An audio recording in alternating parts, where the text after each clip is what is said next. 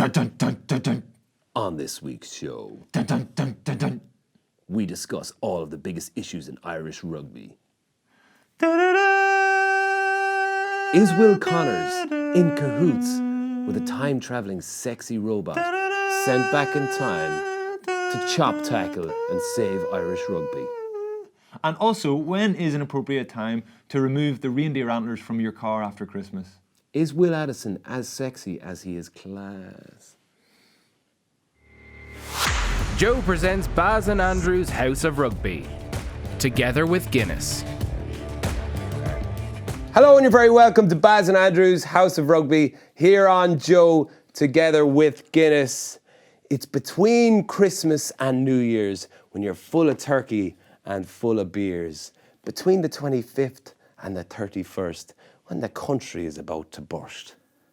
It's been called Crimbo Limbo and more recently the Gooch. Not your man that plays for Kerry, but that place between your arse and your flute. It's a weird time of year, isn't it? We call it Bars. Bars, yeah. That doesn't rhyme though. We call it Gooch down here, which is... We call it both, it's fine. An unfortunate name for your man that played for Kerry. Do you know him? No, I've never heard It's of a guy him. that played for Kerry. Sorry, I have heard of him, but not in that context. Oh, yeah. Well, did you not know what the Gooch was? See, I don't know if many people do know this. No. That's what the... That's where it came from. I don't know which... No, that's not where he... Either way, it's terrible. Whether it was named after him or he was named after it. But there's definitely a connection there. And it's weird when you hear commentators talking about him and thousands of people talking about him all the time. He's a big name then, is he? Huge. Yeah, one of the biggest GA players, football players, one of the best ever. And he's got that name. It's brilliant. Yeah. Shame on me. Yeah. Had you a good Christmas? Yes, I did. A lot of time with family, very chilled out. As chilled out as you can get with 3 kids, and but Molly and Jack anyway are in great form. Although Jack, I don't know. At 4 years old, I think he's worked out. Worked out what? Worked out. Has he? I don't. Just in case we have any listeners below 4 years old. Maybe. He says, "Daddy, is Santa for real?" For real. For real. Yeah. Not is he real? Is he? He's for real. Wow. Yeah, but I think he is. Of course he is. But the thing, Jack. Jack. Yeah, I think Jack is confused. Santa and Jesus are often merged into one. Saying our prayers one night, he thanked Jesus for all the presents. He is the original source of the presents. Right. Jack, Yeah. Via Santa. Yeah. Wow, that's interesting. So he lobs them both in together. Yeah, and I saw another Baby side. Santa. I saw another side of Jack as well. I thought about getting him a Nintendo Switch, but I thought he's just too young. It's maybe 7 or 8, kind of around the age where you get a Nintendo Switch apparently, because his cousins had them, and but on Christmas Day all the cousins were around, so he's playing the Nintendo Switch. And I remember when I was a youngster, or no, even when I was young, even when I was playing, I had a bit of a short fuse. I had a bit of red mist in me. Yeah. Johnny Sexton always slags me for having red mist, and that's fine coming from him because I know he's got some red mist as well. But there was a wee moment, and Jack couldn't work this game on the Nintendo Switch. Fired it down and started screaming. And I was like, do you know the movie Mr. Brooks, Kevin Costner? I don't. He's a serial killer in it. He's a successful businessman. He's Time Magazine Man of the Year, but he's a serial killer. His daughter then, towards the end, half an hour before the end, his daughter comes to visit him, comes home from university, and she's killed someone, and he's like, "You've got it too." That was the moment I saw Jack throw a tantrum. You've got it too. And I was like, "You've got a short fuse too, son." You'd be a good serial killer, actually. You'd think be like so? American Psycho. Is it similar to that? Have you seen that film? Yeah. Patrick Bateman. Yeah. Yeah. Similar enough. You'd fit that kind of mold. Thanks. Yeah. Quite straight-laced and you seem very proper, but then you're a maniac. I would get away with Wasn't it. Jack at some point over Christmas, I saw on your Instagram, was sorting a load of sweets out into... Psycho. Yeah. Yeah. Psycho. Right enough. Best of luck with that. Yeah. Yeah. Well, I think it's going to be, and we're going to have an interesting few years with him. It Just might. fingers crossed. Yeah. Just start killing any animals out your backyard or anything like that. Sacrificing the cat. Keep him away Yeah. from my house anyway. What about have your two show any signs of serial killing? No, bit young yet. 4 or 5 months. Give them a chance. Give him a chance, yeah. Annabelle, like obviously she's named after a Yeah. murderous doll, so Yeah. I have hopes that she's going to be tough. At I least. hope so, because it'd be a great way for us to keep in touch. Yeah. We have a lot in common. Beside for each years. other through that glass window. I have barely been home over Christmas. It's been a pain in the hole because we've been gigging a lot, but we're done now. Last night we was in Kilkenny. We, as in all of us. Yeah. As in me included. Yeah, we're done. This is our last show of the decade, our last gig of the decade last night in Kilkenny. It was lovely. My hotel room had a bidet. Oh, did you wash your arse? No, I didn't. I probably should have. It was. I haven't seen a bidet in a while. We used to have a bidet at home. I'm not sure of your pronunciation, but What's it? What do you call it? Isn't it a bidet? Is it? Because we used to call it a bidet in Limerick. But I thought we were. Is it not a bidet like the Maybe. French bidet? Maybe could Did be. you call it a bidet as well? Yeah, it reminds me of Crocodile Dundee, where he's trying to work it out. Was he? Yeah. For washing your backside. We tried to tell my sister that it was a water fountain for drinking out. And she was like, yeah, you drink out of it, you drink out of it. I don't ever remember washing my arse in it, but No. definitely. I was thinking, well, I wonder does Keith Earls have a bidet now? A bidet. Because he definitely didn't have one when he was younger. Yeah. But now that he's rich and famous, Yeah. I'd love if he had a bidet in his house. He was always washing. That's a sign of new money, is it? Yeah. We'll get him on. We should do Baz and Andrew's cribs and go to rugby players' houses and see, just to see if they have bidets. Yeah, we'll go to Eamon Bracken's house. Remember I told you he did the piss take of the MTV cribs at Irish schools? Oh, yeah. Hi, MTV. Wasn't expecting you till tomorrow. Right, in character. That's great. So you were busy over co-coms as well. I was listening to you after the Ulster Connacht match the other night. Yeah. Robbo, which I loved, started calling the the two brothers, Stephen and Conor Fitzgerald, Sprout and Turnip, which is brilliant. Yeah. Yeah. And he also referenced our little drum and bass. Yeah. So Trimby joined us on stage in Belfast a few weeks ago before Christmas for a little kind of a rave, and you got on the percussion and you had a little go. But before the gig, we had a little bit of a jam. Did you enjoy it? Yeah. I mean, very little prep. We just threw that together, and it was we broke the internet, I think. I think so. Yeah. David O'Doherty posted it twice. Yeah. On his Twitter. Yeah. Just saying. Yeah. No, I think it went down a treat. Okay, so we'll have a spin-off band. Just drum and bass. Yeah. Just doing Anderson .Paak and Mac Miller covers. Yeah. Okay. Goofy, keep it splashy. So you had a busy Christmas with co-coms? Yeah. I really enjoyed actually working with Robbo and Bernard Jackman. It was nice to see Ulster kick on a little bit. So I've been very lucky. I've never been in a position where I've on comms had to give Ulster players a hard time. Or I know. Like hard truths. All the time. Even on this show, they mightn't win all the time, but they play. I know. There's such always positive- something. Yeah. And I was thinking that. there's always a positive. Unlike yourself, we'll get into that later on. That's why Fla is sick today. Oh yeah, by the way, conveniently isn't here today.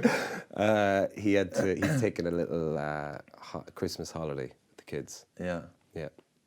But we'll start with Leinster we'll start with Ulster versus Connacht on whatever day of the week that was. A pretty formidable performance. Dan McFarlane is really putting it together at this point. Yeah. They defended very well again. I think there was a point where there was 34 phases and they kept Connacht out. 34 it was it? Yeah, I went back and counted it. He did no. Because you're You just don't trust ESPN or Opta. Yeah. or any I commentator. don't know how to be looking up those stats.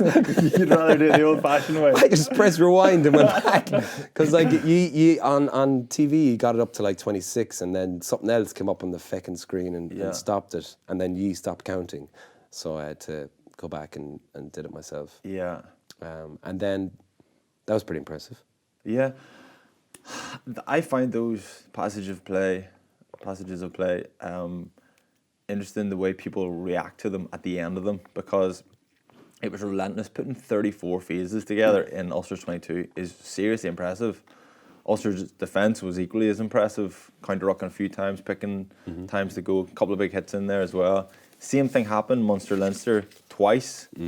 Both of them came to nothing as well. Leinster in around 50 minutes, and then Munster towards the end.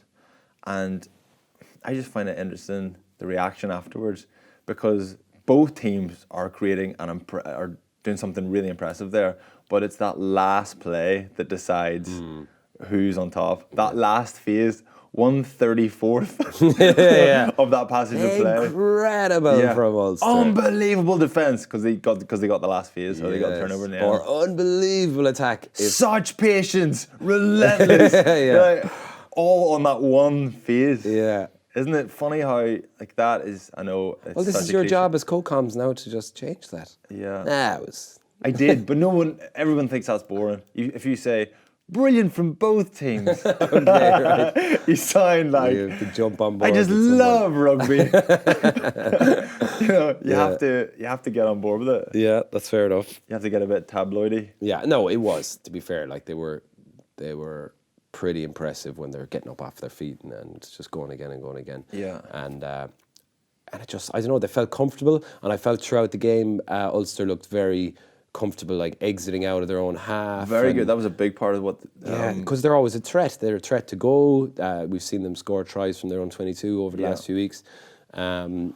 And then Will Addison just floating around. Let's not just go through end to end of the game. Let's just focus on Will Addison for a good bit of this. Yeah. So I was getting a hard time for not giving him man of the match. Yes. So what was your thoughts there? Why didn't you? I think what was your point on Twitter that if it's a girl that you fancy when you're younger, you don't want to be like... I was being mean to him. Yeah. Hoping that'll make him more keen. Right. To get with me. There you go, Will. I think he's keen. I still love you too. I think he's keen too. Yeah. So go on, talk me through what you... I thought there were a few big performances. I thought... No, just Will Addison. That's all I want right now. Will...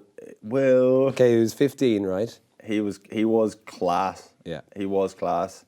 I just think the only reason he's allowed to be class is because the boys up front just smashed people time after time after time and did really well with ball in hand as well. Al O'Connor was brilliant. Sean Reedy was brilliant. Matty Ray, I think, has come on loads this season. He's been brilliant as well. Balakoon was pretty good as well. But yeah, Will, I just thought he was unreal. He just looked so slick, so composed. But again, sorry, I know. Every time I go to make one point, I'm like, but Will. Yeah. He was brilliant, wasn't he? He was, but like, I mean, for me, when I look at him, I think he's the kind of player that you when you don't know you're missing in a team until you see what he can do. Yeah. He's a very unique rugby player. He can straighten a line and straighten a defence and sit down a defence so easily, so naturally, so instinctively. And talking about stats, in a game where so much of the rugby these days is stats based, in the team room, doing reviews, previews, and a lot of players are probably leaving half their brain inside in a video room and wondering what they should be doing at every moment.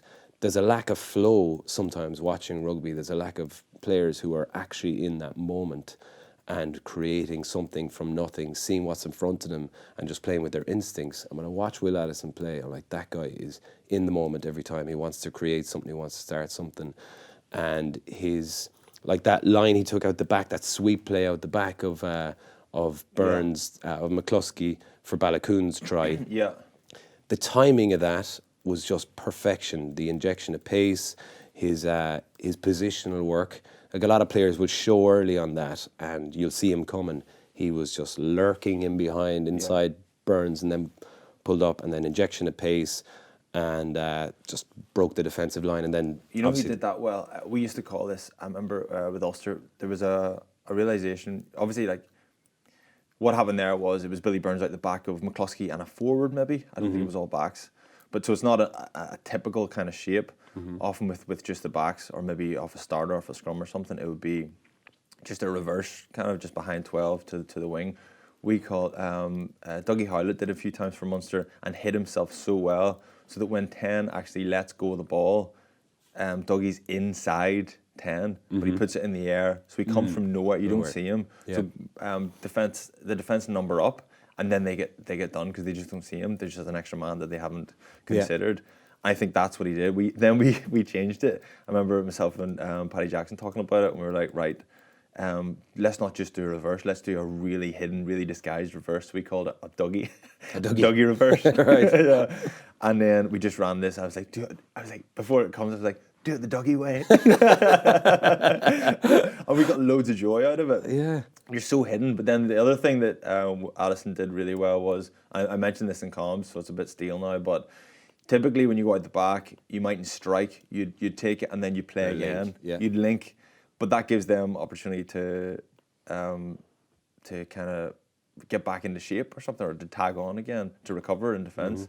But he just spotted that. I don't know who the Connacht player was that hinged in on McCluskey, but he just turned his back a little bit and he just took that space that he went from. It was so fast and so slick, and it was so smooth. The pass from Billy Burns as well. Again, we're probably hamming it up too much, but it was slick. Yeah. If you were to pick your starting Ulster backline in the morning, with... Can I pick injured players? Is this hypothetical? This is hypothetical. You've got everyone available. Obviously, I think Cooney and Burns are pretty solid, 9 and 10. But then McCluskey at 12. Then you've got Addison played 13. You've got Marshall playing 13. You've got Stockton has been playing 15. Addison has been playing 15. Faddis has been playing brilliant. Gilroy, Balakoon, Little. What a bunch of players to pick from, and a variety of combinations. I feel like when you're talking about Addison playing 13, you're trying to coax me into putting him in there and have Jacob at 15. I'm going to stand strong. No. I'm going to stand strong. I'm going to put Cooney at 9, Burns at 10. However, I think I was chatting to Mike Laurie there at the weekend, and he's back running this week. Ooh. And I have a soft spot for. And I think he's class. Because if we're playing a hypothetical, we'll go. I'll give you a bench as well. Give me your 3 bench, because they'll be important throughout the game. It'd be madness for me to pick Mikey now, right? But it's an honourable mention. Yeah. And when he's fully fit, he could challenge. And the two of them, that could be really good for both of them. Yeah. Yeah. So I'm muddying the water here. You are. So 9 Cooney, 10 Billy Burns, Jacob on the left, McCluskey and Luke Marshall in the centre, Balakoon on the right with Will at fullback. Honourable mentions. Bench. 3 players in the bench, or 2. Shanahan, Mike Laurie, and I'm gonna go Gilroy on the bench. Gilroy could be starting ahead of Jacob. I think Balakoon's playing out of his skin at the minute. He's probably the informed winger. He's only played 1 game actually. Yeah, but still.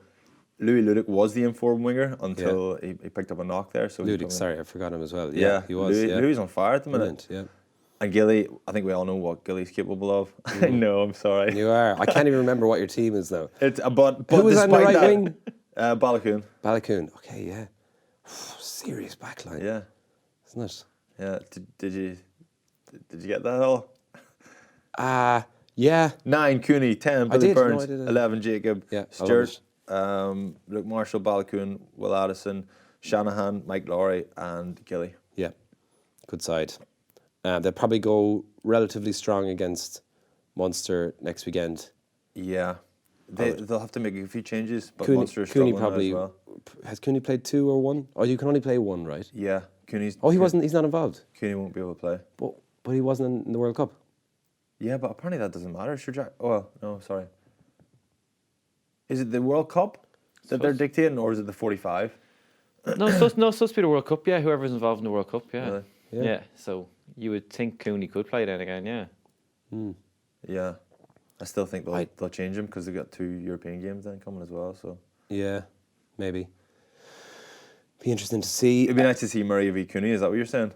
Oh, I wasn't, but that'd be Yeah. a good game because Murray will play. He hasn't played the last couple of games. They've given most of their Irish players a couple of weeks off. How did Coetzee finish up? Will he be out for a concussed. few weeks? Don't know. That Don't was know. a bit. What was your take on that? You didn't really talk about it. I on didn't the talk co-coms. I didn't talk about it on purpose because I know give me a Paddy Max, and I just didn't want to see him get tortured about it. But it wasn't great. It wasn't. It wasn't intentional. It No. was accidental. I wouldn't have there was no malice. And I saw he came out on Twitter and said, Oh, did he? yeah, and just said, look, if anyone that knows me knows that I'm not that kind of player. And Yeah. when Marcel Coetzee runs at you, You do silly things. yeah, it's like gotta stop him. Yeah. But it probably warranted I think something. It's probably red, is it not? Yeah. That's tough, especially because Will Addison's ban, which then obviously should have been red, wasn't as bad as that. Yeah.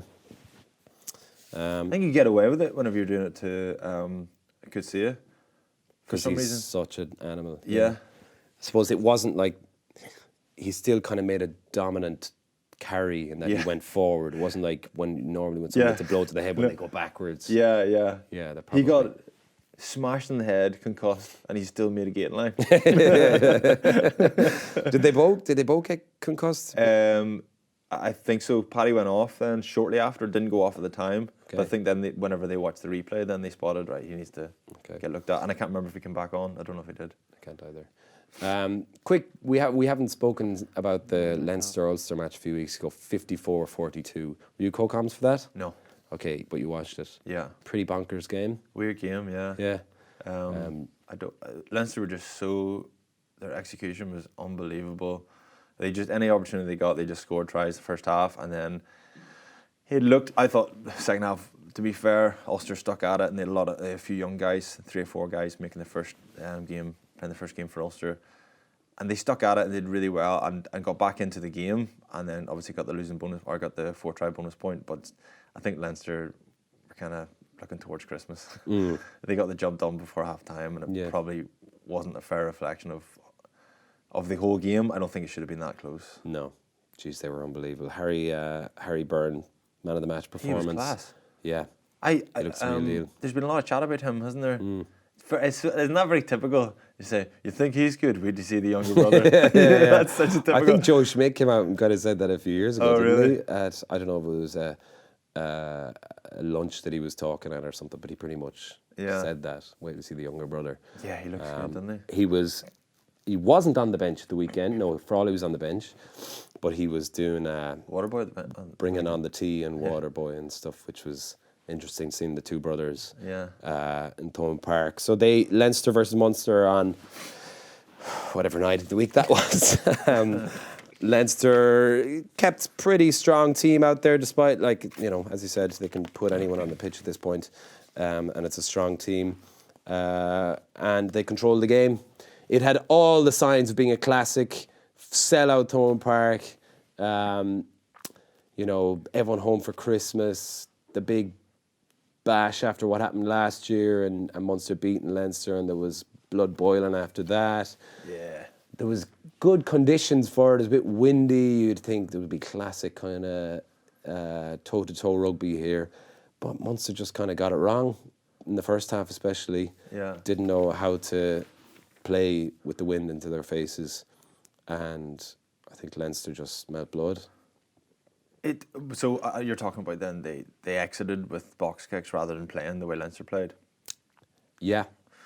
So Classically, into the wind. you just hold on to the ball. Correct me if I'm wrong. Yeah. It's been a long time since I've played, but that was just hold on to the ball. You certainly don't. Did they do that back in your day? Yeah. There's no such thing as box kicks. Carry on. I carry on off 9. But yeah, right? Is that? McCarthy or McCarthy? Yeah, Nick No, McCarthy, yeah. Was it not because his box kicks were a little bit inaccurate? Is that not why it didn't work?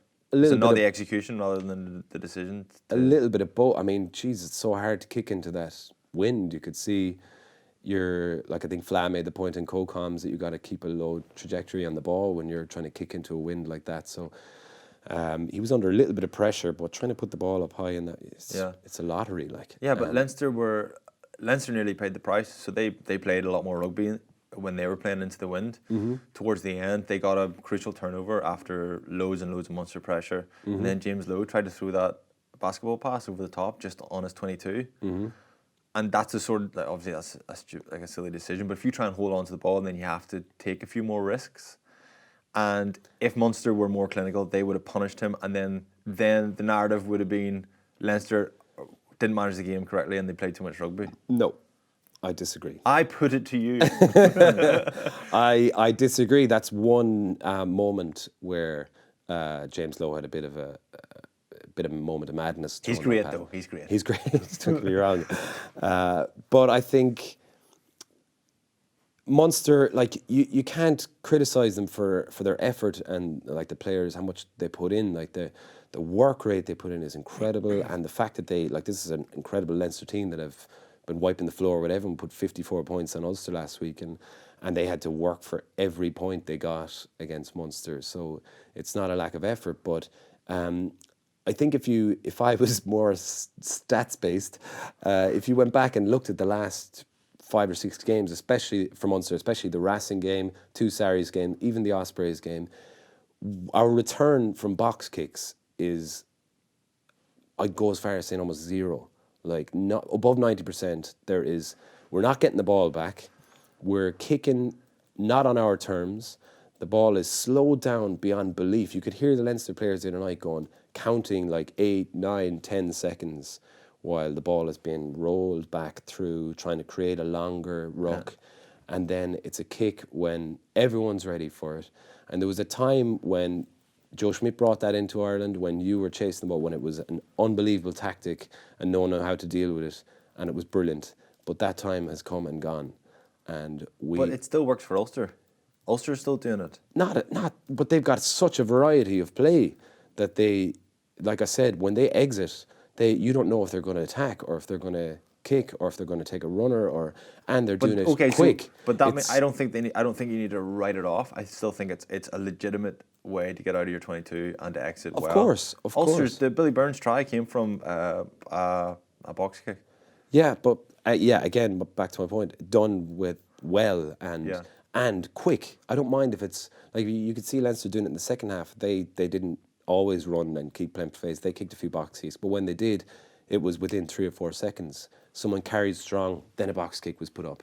When it's on your terms, it's not like, oh shit, we've run out of things to do here, let's put up a box kick. Yeah. And like, I watched the Exeter Saracens game there yesterday, and both of them were doing it. Spencer and Nick White for Exeter, they were both doing it. Get the long rock, take your time with it, and every time Wayne Barnes is like, play it now, and then you've got 5 seconds, and he takes his time, use it. They were all doing it as well, and they're the best sides around. Rugby. It's so shit to watch. It is so bad to watch, man. Like you could feel like Munster in Thomond Park against Leinster. You're like, you make it so uncomfortable that they like whatever wanted the Thomond Park factor. Bring that into play. And okay, you might think putting up box kicks is a good way to get the crowd behind you and get them like rabble, which is fine if you've got the wind behind you and you're on your terms and your go forward ball. But you're negating the crowd there. It's like you're taking that out of the factor, and you could feel it in the crowd. They were like, "Fucking, this is still at this. What are we at?" You know, and we've got better players than that. And, you know, people are praising Leinster what they did in the second half, but it was very simple stuff. Just passing, quick ball, moving the ball, you know. I think I saw a stat yesterday which said, this is alarming, that Munster didn't pass the ball more than twice in the entire game. 3, I heard 3. As in, they didn't pass it 3 times. More than twice, you know what I mean? Oh, sorry. In a phase. Yeah. So there wasn't 3 consistent passes in one phase of play for the entire game. Yeah. Like, that's mad. So, see what you're saying there about Ulster, how everybody kind of does what they're told and everybody does their job and contributes that way to the way that they've learned in the video room. Mm-hmm. But Will Addison does something different. Not does something different, just plays a little bit more freely, and he's got an X factor, and he he goes with how he feels the game or a decision that needs to be done or whatever. Anyway, so he goes with feel slightly more, and he's got X factor, so he can back it up. Do you think that Munster are missing someone like that? Because Leinster have James Lowe. James Lowe gets a bit of space and gets that offload to Fardy in the second half, and then they're right on their line. They could have scored if Porter hadn't coughed it up. Yeah, it's. Do you think they need, and could that be Joey Carberry once he settles in? Could he?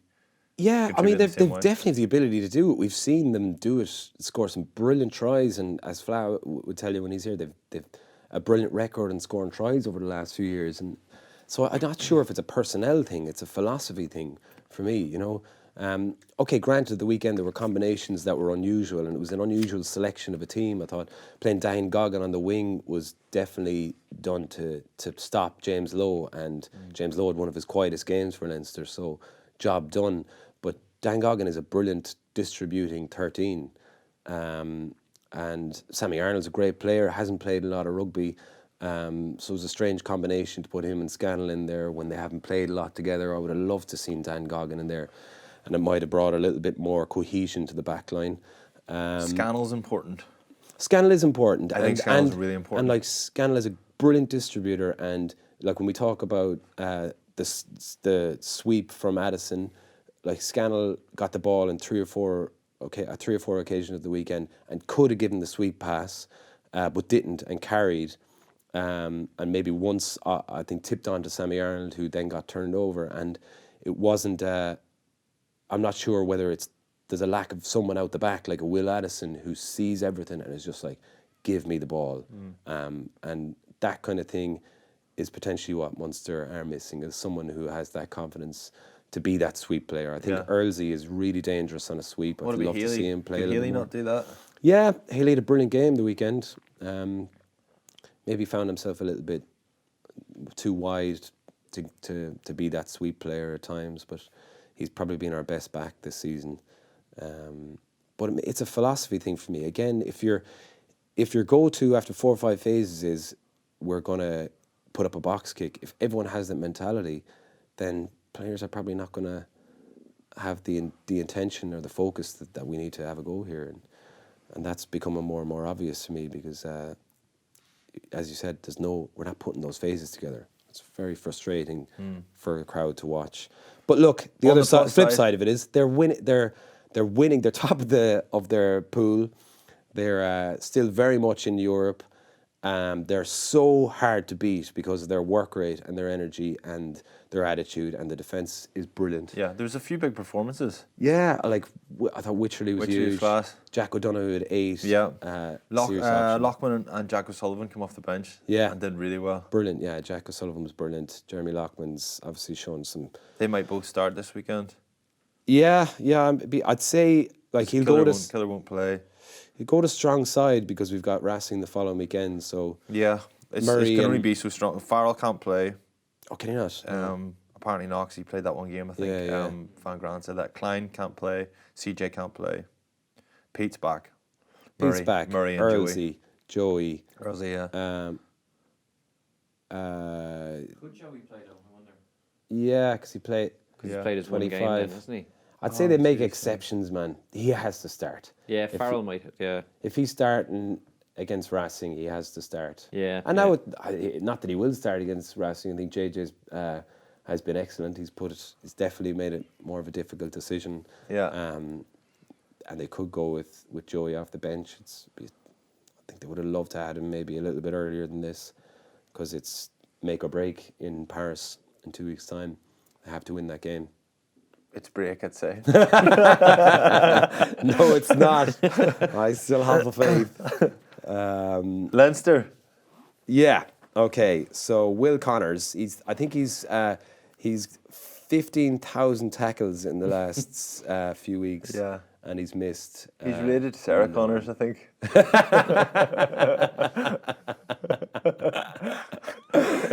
He's saving the planet just in an unusual way. Chop tackle kind of way.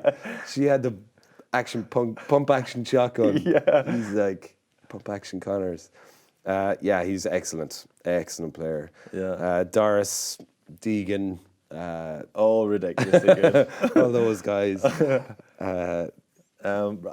Ross, just touching on what we were saying about that Harry Byrne-Ross Byrne thing, I thought Ross Byrne looked quite dangerous as well. Yeah, anyway, Made that break, goes to the line hard. He has a reputation for being quite conservative, but I don't know, he didn't look that conservative. No. He just managed the game well, but also kind of backed himself or got played flat a couple of times. I thought Rowan Osborne did really well.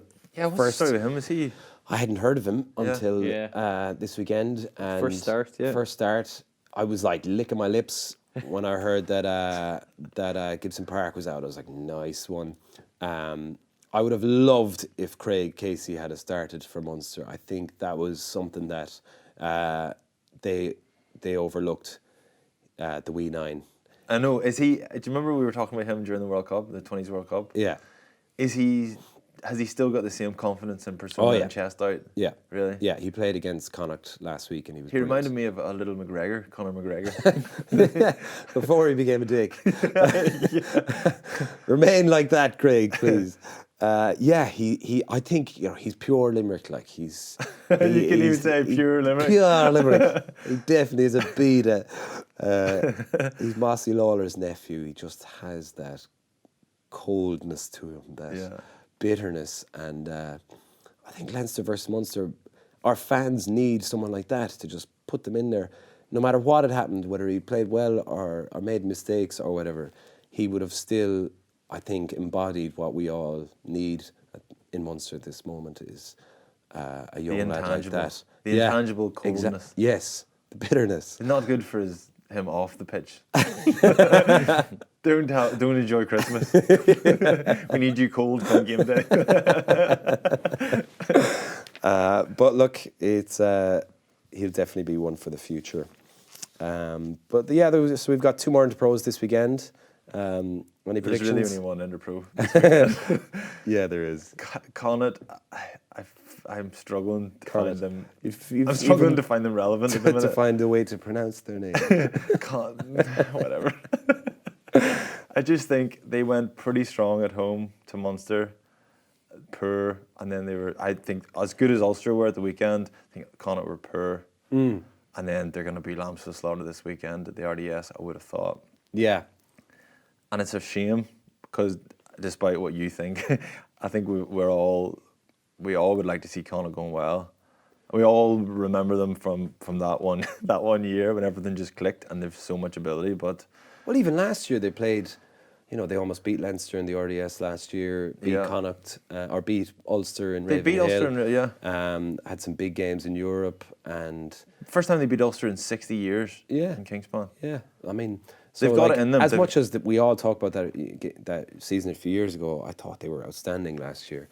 And again, I struggled with a couple of his selection decisions this year, and I think Carty could have done with a little bit more faith. I don't know what goes on behind the scenes there. Yeah. Is Marmion still injured, or No, he's back, yeah. he hasn't been on the bench even? Like Cairns a good player, and Blade is playing quite well, but he's putting an awful lot of faith in something that hasn't been working, because even against Montpellier a few weeks ago, okay, they won, but they were pretty lucky to get the win in the end, and they still looked a bit scrappy. But I think selection-wise, this weekend is important for them. I think Bundyaki didn't play the other night, did he? No. Oh, he's got a back issue. Sorry, Kieran Marmion. Okay. On a positive note, Ultan Delan has been pretty class. Yeah. I think he's matured. Not that he was immature, but He was very childish. but I think he just looks like he means business now. Yeah, He's you're got right. point to I prove. would agree. I think he's matured. I think he's always had that kind of raw athleticism, and now he just seems to have grown into what's expected elsewhere, apart from just carrying the ball. But carrying the ball, he looks very dynamic. First couple of carries, he carried hard and got loads of joy, and then I think they started doubling up on him when they realised he's the main kind of ball carrying threat. So what day are those games on? What games? That game on? Is it this side of New Year's, or is it Jeez, I'm a clue. Connacht, Leinster's on the 4th. 4th? Or Munster, Ulster games on Friday. Are you doing So anything the for New 3rd. Year's? No, we're just going round to a friend's house. Oh. I was thinking, do you know the way everyone's kind of harping on about this week now, about it being limbo, like. Yeah. I don't know what to do with myself. I'm not doing anything for New Year's. Yeah. You know, gigs. No, we're done. Finished. Decade of gigs. Yeah. Over. We have a gig on the 3rd in Ennis, but that's new. That's next year. We were in Donegal on the 22nd, and it was like that night where everyone's in Christmas jumpers at 3 o'clock in the day, and they're leery and lurky in the middle of the day. We're like trying to have a coffee, get ready for sound check. It was like, Jesus Christ, this is so loose. The Christmas jumpers thing, I think, is odd. It is. Anybody, I think I told you this before. Frampton on the Joe podcast. There was one recently. It just came up on my timeline, and Frampton was reacting live to. Is it Warrington or what's the name of the? I think that. Oh yeah. Warrington, yeah. He's Yeah. the guy, he's the boxer that was like slagging him, abusing him. Okay, yeah, saying, yeah. "Oh, he's getting distracted with his podcasting and all." Right. And he was reacting to it, and he was getting all fired up, like real intense. And then you realise he's wearing like a Christmas jumper. It kind of ruins the Little buzz. Rudolph. Rudolph knows. Yeah. Yeah, I was in the pub and there was a lot of football matches on, and there was a lot of lads who were in to watch the football, and they were like, they were Irish, they were all like They're that. Donegal. But I was thinking that I was like, fast forward to 3 o'clock in the morning when all these lads are probably a little bit more aggro and pissed, and there's probably going to be a few fights with the Christmas jumpers on. It's really hilarious. Yeah. Yeah, I find we were talking Slagging about, each other's Christmas jumpers like, what's that shit? Where'd you get that at Tesco's? with the ones with the little elf that looks like you're the elf head, like they have the collar.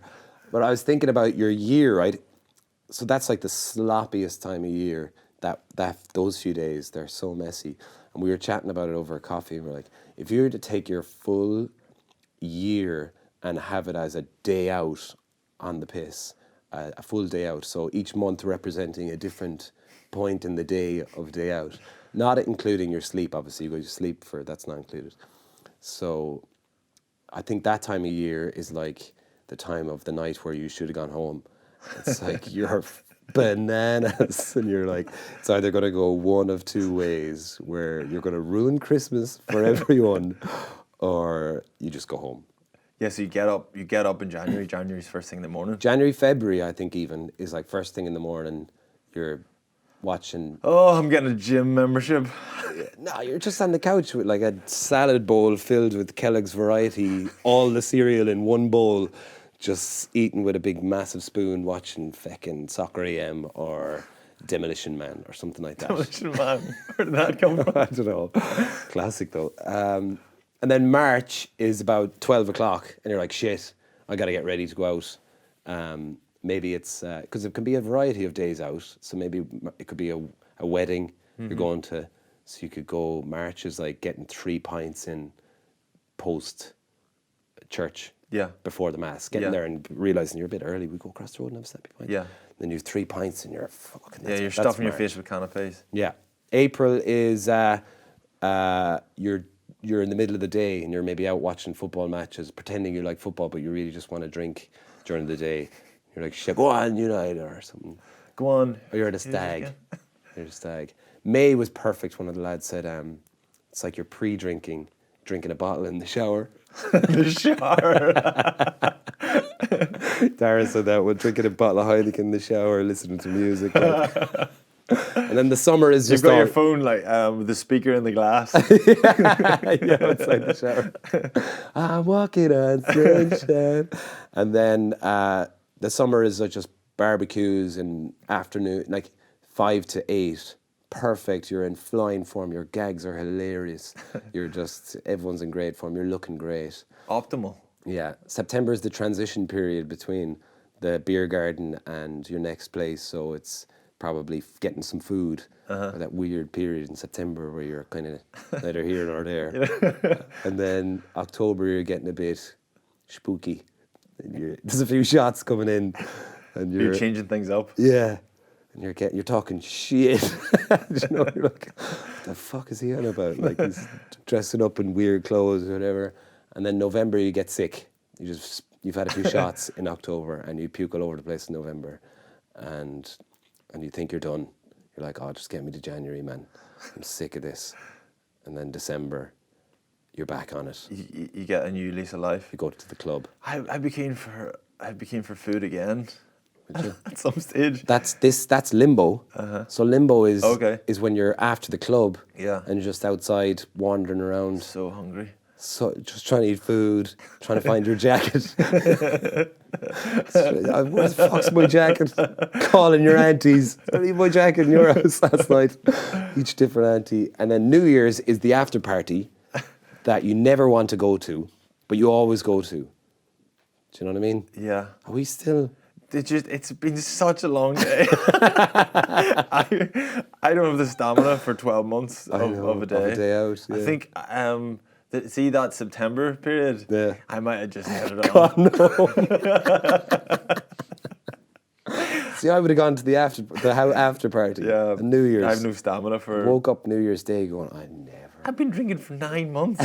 I'm away to bed. I'm never going again. And then you do it all again come March, I'm back in. 0 hours sleep. Yeah. Strip in. There you are. We got there, didn't we? We did. Jeez. So over the Christmas period, any players that stood out to you?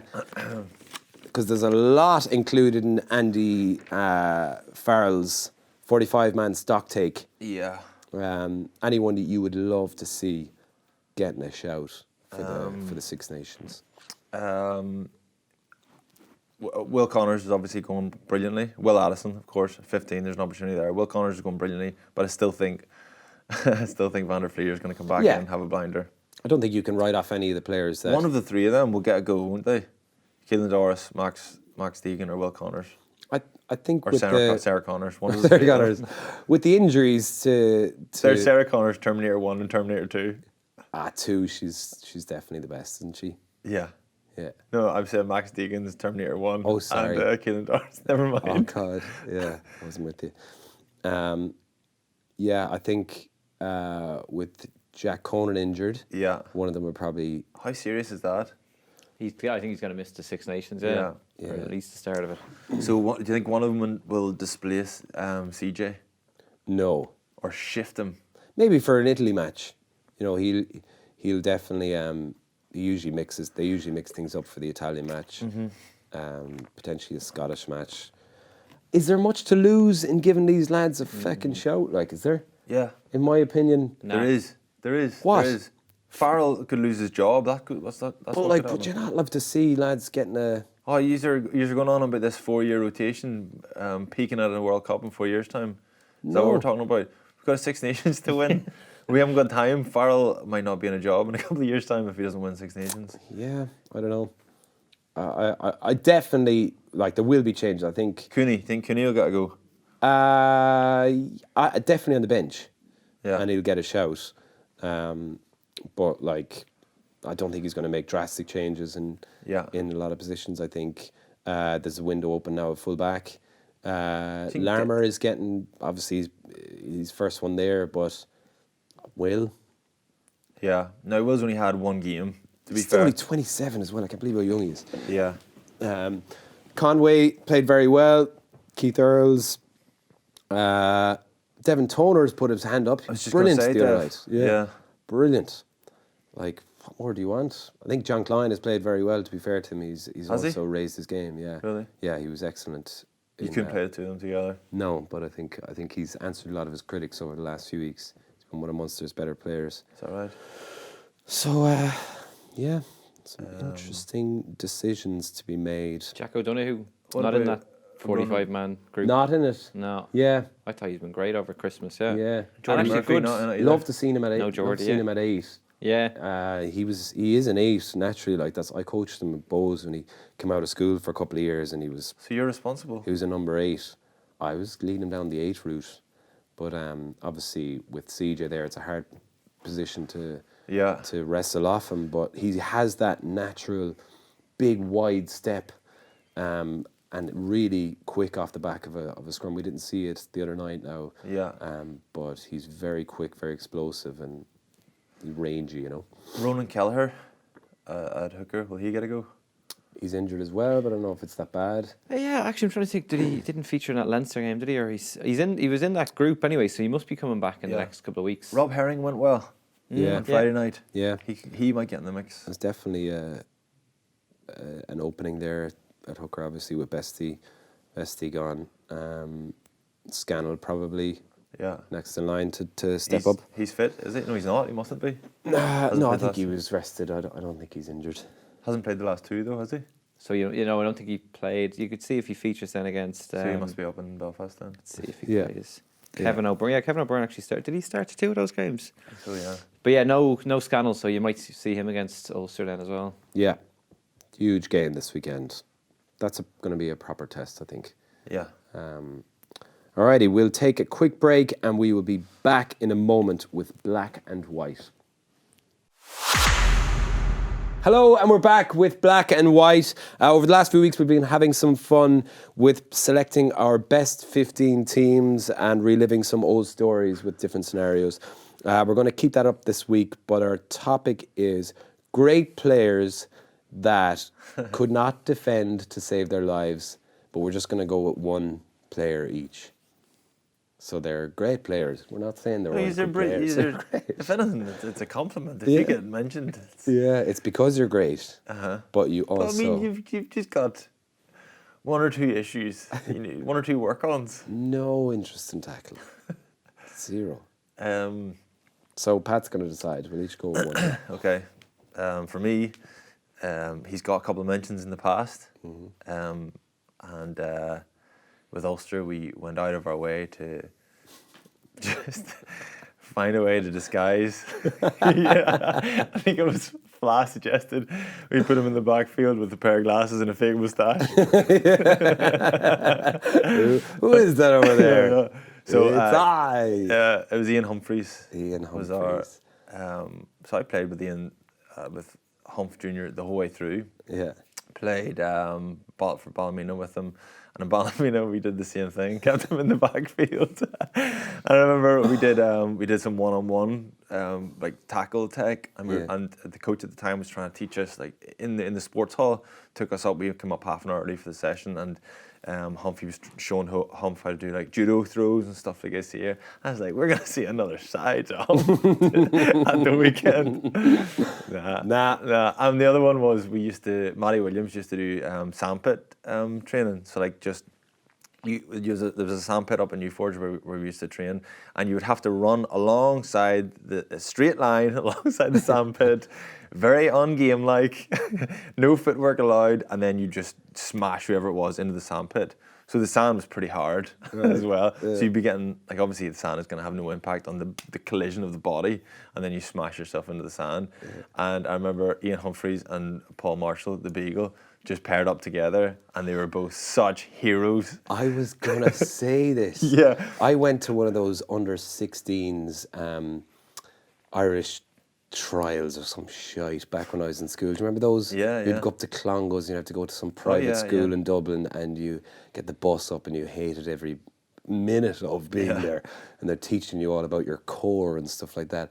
And Humps was there, and he was just so ridiculously good at anything. The ball was spinning on his finger all the time. Yeah. Probably didn't have any pubes. Now, if we're talking about like schoolboys having, I think so. The better players always had beards and pubes. Not sure if he had any pubes. He was quite hairy. Was it? Oh, he was. You're right. Yeah. He was. Yeah. Don't know why I thought that. But yeah, he was. He would have shaved them from an early age. Shaving pubes in sunbeds, that would have been and missing tackles. Yeah. But I remember he paired up with someone as well. I was like, he's dodging the clever, the harder switched stuff. on. Yeah. Do you remember those where they give you at the end of that grueling, torturous weekend? They'd give you an IRFU T-shirt with like the IRFU sign on it that would be poorly placed. It was like off centre over here. Way half peeled off. Way too big for you. It's like, thanks a million. Okay, yeah. So, Ian Humphreys. Yeah, I like him. Yeah. And a great guy. Great fella. Great fella. And very handy with ball in hand. Brilliant. Sorry. Shocking expression. Very talented. Yeah. Leave it at that. Yeah. Okay, I'm going to go with, I was thinking Brock James for Claremont back in the Joe Schmidt Claremont era, where they were unbelievable, and we seem to be drawn with them every year. Yeah. And The gloves were a big giveaway. they were. I thought. Bicycle shorts and gloves. Yes. And that look of, please don't run at me. But they were just so big and so good that he could get away with. He would have been like the equivalent, Hiding. the Australian equivalent of Colongos. And he'd have been in line, and the coach would have recognised, that's that kid that can't tackle. Yeah. Take those there tackling gloves. They'll sort you out. Yeah, I think I wore one glove one time because I had a broken finger, so I needed to keep I had like a plaster Paris on one finger, and I needed to keep that on, and the only way I could keep it on was to have a glove on. But I was like, I'm not wearing two gloves because I don't want to be one of those lads that wears the gloves. So I did something similar. purposely and then wore one glove. people abused me on Twitter, called me Jacko for wearing one glove. Yeah, and at the time, the Michael Jackson trial was going on. Oh shit! And so one person suggested that I should be like a correspondent on the trial. I fully embrace it. Proper involved. Yeah. Yeah. Good thing you didn't. Yeah. Yeah. But I was going to go with him, but I decided not to. I went with Bernard Sall, the French winger who used to make me laugh so much how much he could run away from Jonah Lomu instead of tackling him. Remember his celebration was his two hands in the air with the two peace signs anytime he'd score, with the silver hair, and he'd the long sleeve French jersey. Yeah. And he'd be just like that. Ooh. And it was almost like he would do, I'd love to see if someone could superimpose him doing that, running away from Joe. From Joe Lomu. Lomu just trying to run up and he's like, woo! Get back in! Just chasing around the pitch. Yeah. Imagine getting away with that for your entire career. Up to you, man. Our decade depends on this. We'll give it to Trimble there. Trimble, you can take Fla's non-existent name there. You can take that Guinness from him and give it to him. Flying. You know what we could do? Wipe the board for. He definitely used to. Yeah, Dangerous. that'll do. Sorted. That'll do.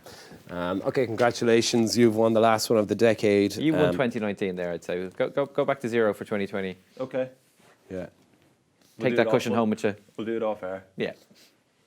Did you only realise that it was the end of the decade, like, quite recently? Yes. Yeah. People have started, I'd be like, don't be so dramatic. Oh, yeah, that does work. I heard Raj on something, and he was asked about it last week. Who's your player of the decade?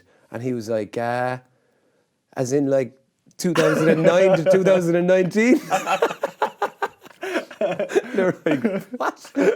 And then it was only at that moment that it dawned on me that it's the end of the decade. Yeah. Wow. What a decade, lads. Yeah. Was it? It's grand. It's grand, yeah. Alrighty, well, we'll be back in the next decade to bring you loads and loads and loads and loads more House of Rugby. We'll be Next here decade would be in spacesuits. with a futuristic. bidet. A bidet for drinking out of and washing your arse. Or watching your gooch. Yeah. Or your bars. See you then. See you then. Oh, yeah. Cheers. Do the official bit. The official ending is, please subscribe and pass on to any of your friends that haven't subscribed to subscribe. And get onto our Facebook group, which has been brilliant over Christmas. We've had some lovely comments. Pat, you met an Australian man, I believe. Yeah, I was at the Leinster Ulster game as a fan there with my dad and sister over Christmas, and my dad was chatting away to some lad, and he's mentioned he was House of Rugby and all the way over in Sydney. He listens to it every week. Big praise for you guys. Hello. Said, you're great crack. They're great crack. I met one fella at Belfast at our gig, and he said him and his girlfriend listened to it together. Yeah, I met them as well. Oh, really? Yeah, at our gig. Yeah. Yeah, there was a lot of penguins in Belfast. Yeah. Yeah. Belfast is riddled with them. And they're very happy to be called penguins. Yeah, they love it. It's brilliant. We didn't mean that compliment. I definitely felt a little bit nervous calling them penguins. If you called someone in Limerick a penguin, they'd be like, oh, fuck. You know what I mean? 'Cause up north, they're very happy. Yeah, we'll take anything, any attention. Much love to all the penguins out there. And thank you to anyone on Twitter for leaving comments, etc., etc. Get your comments in. You have one last chance to get the comment of the decade. We're going to run that competition next week. Okay. I'll just be left to look after that, and you'll head on. Do you mind, Pat? Sort that out, would you? Comment of the decade. Perfect. Thank you to Pat, Mick, Alan and Anthony for all your help in putting the show together this week. Cheers to everybody watching on YouTube as well. Hello there. We'll see you next week. This has been Baz and Andrew's House of Rugby here on Joe, together with Guinness. Party on. Party on.